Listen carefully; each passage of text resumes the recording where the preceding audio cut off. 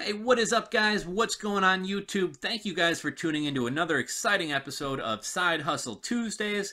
Today is episode 69 of our Side Hustling series. So, do we have any baseball fans here? If so, I think you guys will probably enjoy today's episode.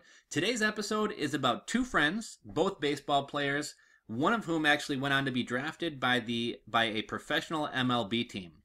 These guys went on to create a monthly subscription service for baseball bats and earn upwards of $50,000 per month. Now, a couple of comments about today's story. First off, I think these guys were really smart for cashing in on the whole rental market. Now, when I say subscription service, I'm not talking about a subscription box where you get a new baseball bat every month. That would be both expensive and unnecessary. The guys in today's story coached in a lower income area, and they realized the kids they work with didn't always have access to top-notch athletic equipment, which in the case of baseball bats can run $300 to $500. Instead, they rented bats to players for a smaller monthly fee. I've noticed the whole rental market has become really popular. Women oftentimes rent outfits, dresses, wedding dresses, and designer purses. I remember recently I was reading a couple articles about some wannabe Instagram models who wound up going broke and heavily in debt trying to keep up appearances of a lifestyle that they couldn't afford. Since coming to their senses and getting their finances back in order, many of them have begun renting clothes and purses as opposed to buying them. The whole rental market is a hot one, so these guys were really smart for cashing in on that. Secondly, I wanted to point out that these guys did invest a significant amount of money in their business. I mention this because to me, the whole point of a side hustle is that they can be done with little to no money. So this story does kind of break that rule. That said, this business did start up cheaply. Just at some point, the guys made the decision to scale the business quickly and put a significant amount of capital into the business. So we're still going to call it a side hustle as it could have been done cheaper. It would have just taken longer to earn the profits to put back into the business. So like I said, today's story is about two childhood friends who started a business together, Oscar Urena and Eric Rico. These two guys were friends who loved the sport of baseball, and they'd been playing baseball together since they were nearly 5 years old. Oscar played through high school, and Eric actually went on to be drafted by the Toronto Blue Jays. When they both stopped playing baseball competitively, they still wanted to be involved in the sport without being on the field. When Eric moved back to Florida after his playing days were over, he started a baseball academy. Eric found that many times the kids he coached and taught, who were lower income kids, were often intimidated when they played teams from nicer areas of town, as they had slick new uniforms, expensive gloves, and expensive giant-barreled titanium bats. Oftentimes it seemed like the kids were demoralized and defeated before they even set foot on the field.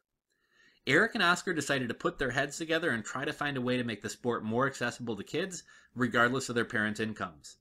They thought, what if we start a subscription business where people could rent bats? People do it for cars, bikes, and in the example above, even expensive clothes and purses, so why not bats, right? Rather than having an upfront payment of $300 to $500 for a bat, people could rent bats for a smaller monthly payment. The guys needed to find a price point that was both profitable, but at the same time not so expensive to where you're better off buying a bat than renting. If they were to charge, say, $100 a month to rent a bat, you may as well just buy one as 3 months of renting winds up paying for a new bat. They would need to pay upfront for the bats from the manufacturers, so they finally decided on a sliding scale that depended upon the player's age as well as the type of bat. The payment would be low and would be spread out over a 12-month contract. For younger players, they decided on $17 per month, and for older players, they decided on $45 per month. They decided to run a test and first started small by offering the service to just a small group of students at Eric's baseball academy.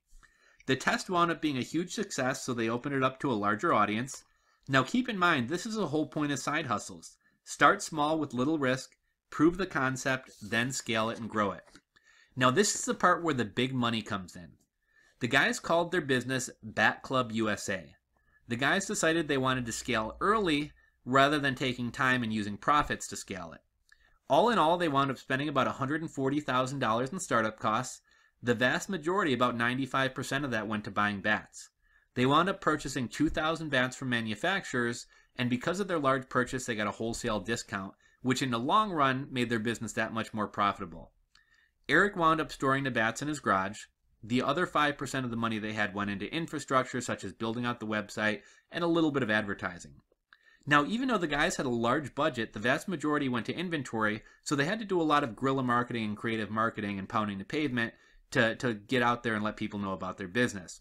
They attended a lot of baseball tournaments, mainly in Texas and Florida, tournaments where 100 or more teams would show up, so that's lots of players. They typically spoke to between 500 and 1,000 players over the course of a weekend, and having grown up in a baseball world and playing baseball, they knew that at tournaments a lot of gear was being sold, and they knew a lot of people would be looking to purchase bats and equipment, and they knew if they could get the kids on board, they could probably get the parents on board. After a year, the business turned out to be a home run, actually better yet, a grand slam. They currently have 1,600 members to their service. They make daily trips to the post office to send out bats, as well as picking up bats that are being returned after their contracts have ended. The guys continue to ramp up. Their main advertising platform to date has been Facebook ads. It's worked out the best for them. Currently, they are earning a recurring $50,000 per month. As with all these stories, no business is without its problems. One problem they ran into early was fraud. Essentially, people would sign up for the service, pay the initial monthly fee of $17, and then stop paying or cancel the card and keep a bat that was valued at $300 to $500, of which they had only paid $17 for. To solve this problem, the guys stopped accepting prepaid cards.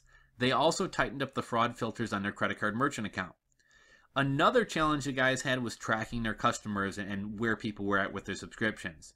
At first it was easy. When you have 15 to 20 clients, it's easy to keep track on a piece of notebook paper with which customers have bats out and when their contracts expire. However, when you have 1,600 customers, it's not nearly as easy. The guys solved this by moving their website over to Shopify. Not only does Shopify have a native platform that helps keep you pretty well organized, but there's also a host of apps specifically made for subscription boxes and subscription services, so they wound up using one of these to keep themselves organized. One piece of advice the guys would give to other aspiring side hustlers and entrepreneurs is to test and keep retesting. Find out early on what works and what doesn't. Start small and prove the model before investing a lot of time or money into an area. Moving forward, the guys are looking to expand into other sports. While they didn't mention specific sports, I could see hockey being a really profitable one. Hockey involves a lot of equipment, the equipment isn't cheap, and kids grow out of it quickly, so I have a feeling that would be an incredibly profitable sport to get into. I'll be curious to see what the guys decide to do next. Anyhow, guys, I hope you enjoyed today's story. I hope you decide to give side hustling a try yourself. You know what they say, you can't hit a home run unless you step up to the plate. That's today's episode, guys. If you enjoyed it, please give this video a thumbs up. Hit that subscribe button if you're not subscribed. And until next time, this is Rules for Rebels, signing out.